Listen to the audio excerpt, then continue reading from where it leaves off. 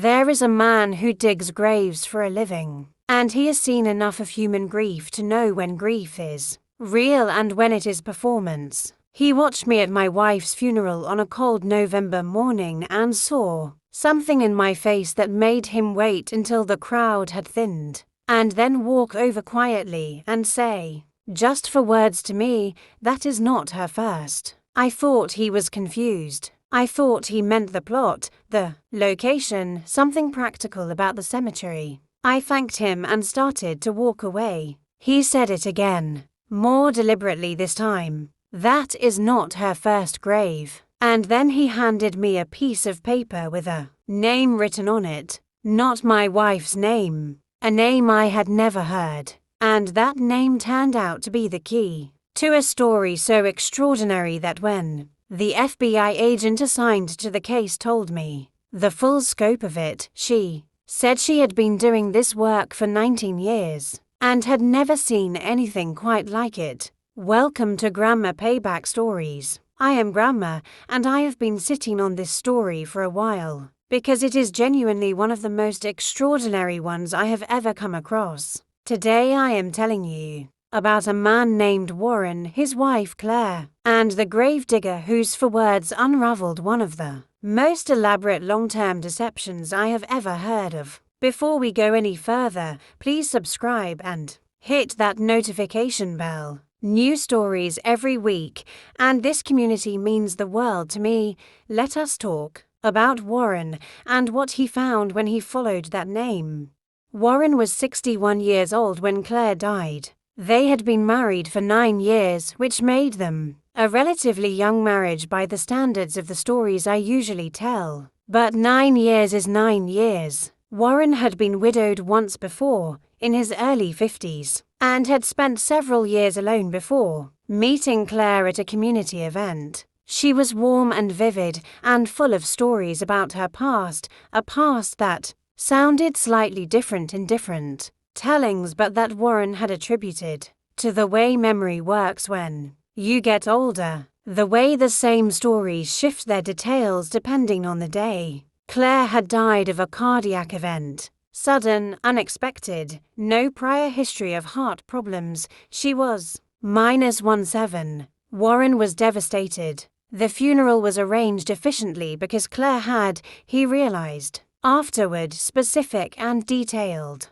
preferences that she had communicated over the years about what she wanted if she died. He had thought it showed wisdom and practicality. In hindsight, it showed something else. The gravedigger's name was Earl. He had been working at that cemetery for 23 years. He waited until the last of the mourners had offered their condolences and drifted toward their cars before he walked over to Warren and said his for words. When Warren asked him what he meant, Earl was careful and quiet and used very few extra words. He said he had buried a woman with Claire's face before, different name, different husband, 12 years ago, at a cemetery 2 counties away where he had worked before coming here. Warren went home from the funeral and sat with what Earl had told him for 2 days before he did anything about it. He was grieving, genuinely grieving,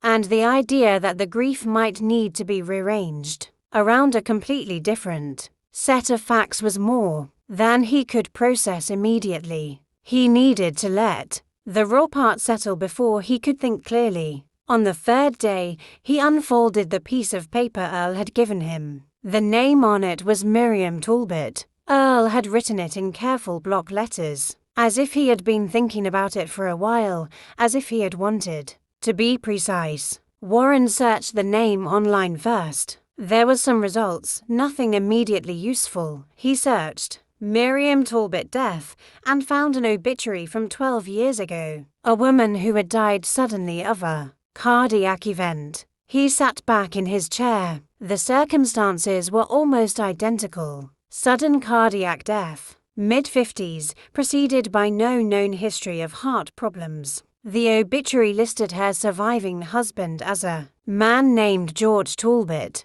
who had been described as devoted and grief-stricken at the service. Warren found a photograph of Miriam Talbot in the obituary. He stared at it for a long time. He called his daughter from his first marriage, who had met Claire many times. He asked her to look at the photograph and tell him what she thought. His daughter was quiet for a moment, and then she said, "Dad, that is Claire." Warren hired a private investigator the next morning. He gave her the name Miriam Talbot, the obituary, his wife Claire's full legal name as he knew it, and the dates of their marriage. He told her to find everything she could, and that he understood it might take time. It took the investigator 11 days. What she found was not a clean story with 2 chapters. It was a story with at least 4. Claire, whose legal name at birth appeared to be Sandra Elaine Forrest, had been living under constructed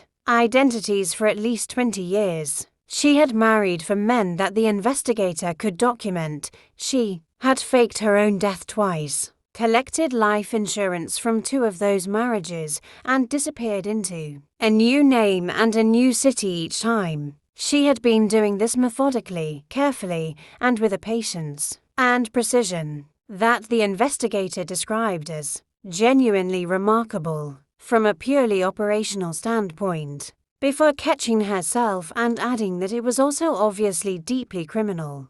The investigator brought her findings to Warren in a meeting that lasted 3 hours. There were photographs, documents, timelines, cross-referenced records. The woman Warren had known as Claire had also been known as Miriam Talbot, as Beverly Crane, and in her first documented marriage, 23 years ago, as Sandra Forrest. Each identity had been lived completely, sustained over years, built from genuinely convincing documentation. Warren did not know how she had obtained the documentation, and the investigator said that was a question for law enforcement, rather than a private investigation firm. Warren's investigator helped him prepare a report that was coherent and documented and clear, and then she sat with him while he called the FBI. He asked for the Financial Crimes Division, specifically because he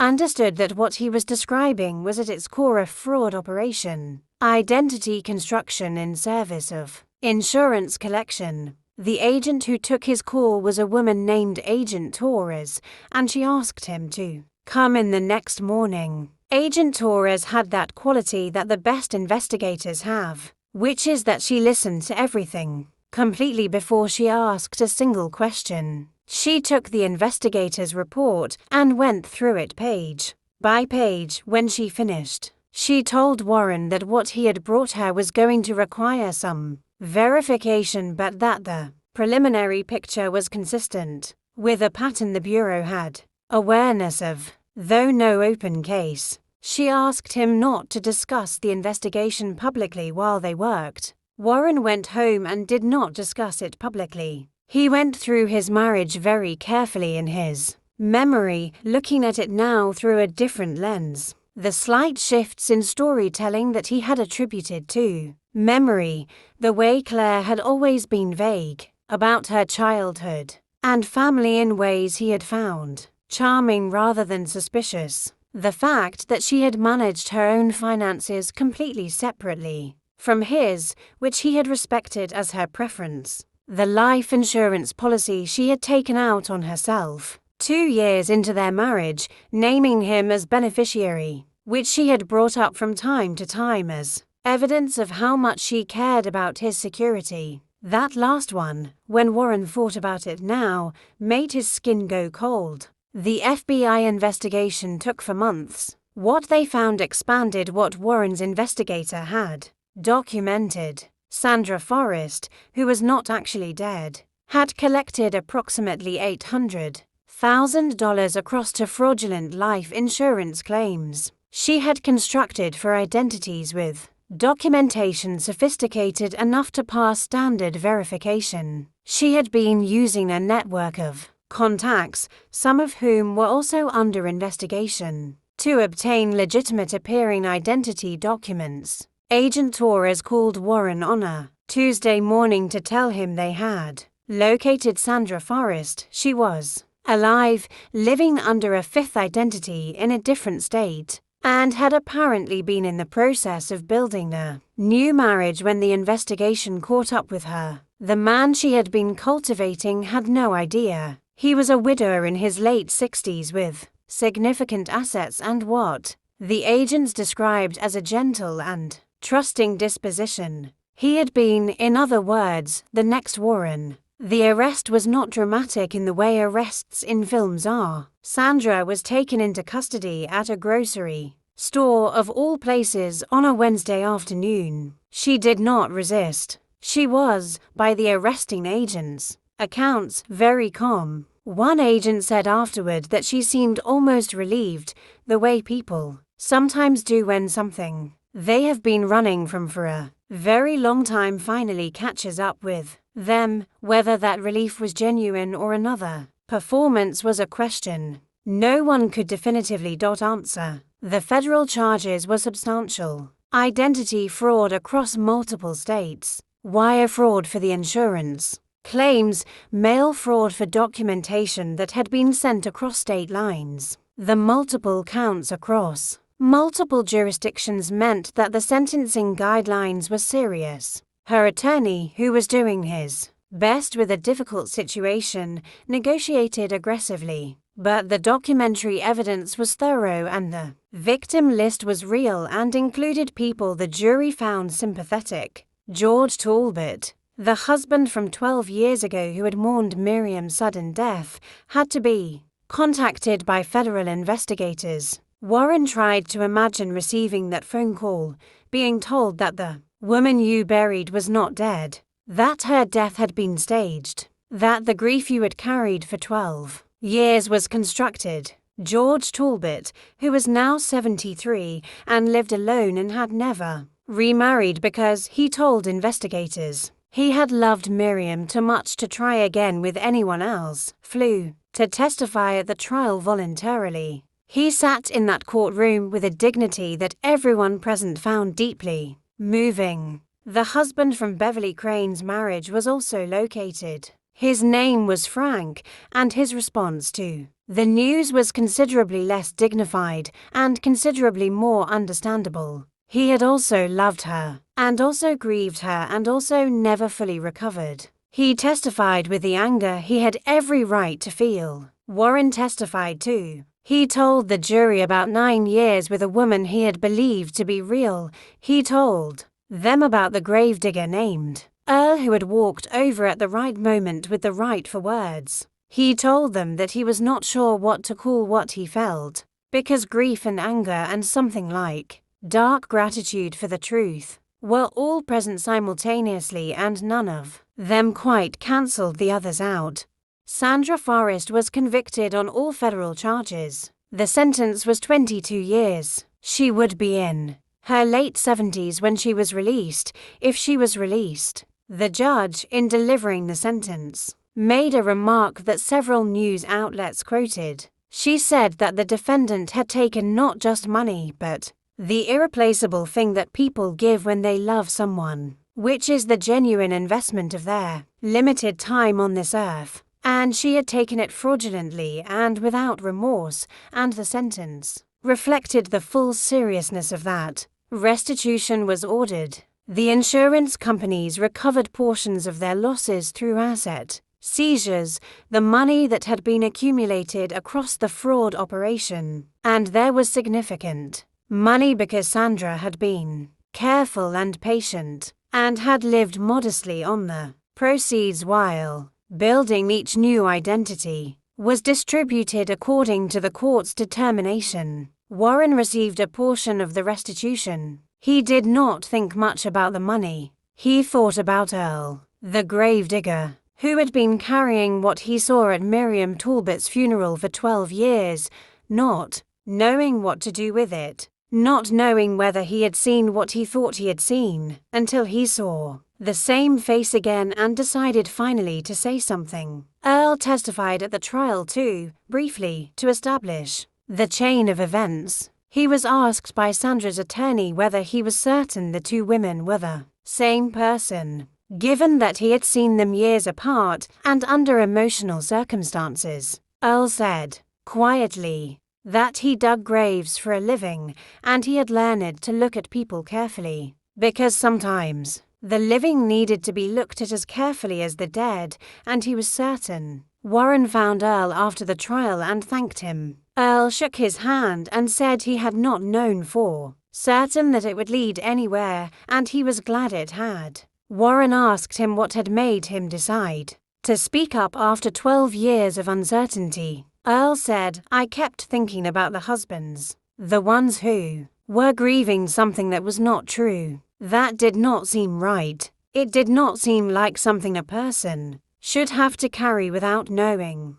Warren thought about that on the drive home. He thought about George Talbot flying across the country to testify about a woman who had not died when he thought she had. He thought about Frank, who had sat in the courtroom with his fists on his knees and not looked at Sandra once. During the entire trial, he thought about the man in the other state who had been weeks or months away from becoming the fifth. He thought about 9 years, about the things that had been real within them, the conversations and the meals and the quiet evenings, whether any of that had any value given what it was built on. He decided, eventually, that the real moments had been real regardless, because he had been real in them, and that was not nothing. That was actually quite a lot. He sent Earl a card at the cemetery every year after that. Just a note. Earl sent one back. They never discussed anything of substance. They did not need to. If this story is still sitting with you, subscribe to Grandma Payback Stories and hit that like button right now. Leave a comment and tell me what moved you most. Tell me about Earl. Tell me about George Talbot. Tell me what you would have done if you were Warren. I read every single comment, and this community is the reason I keep doing this. New stories every week, and I will see you in the next one.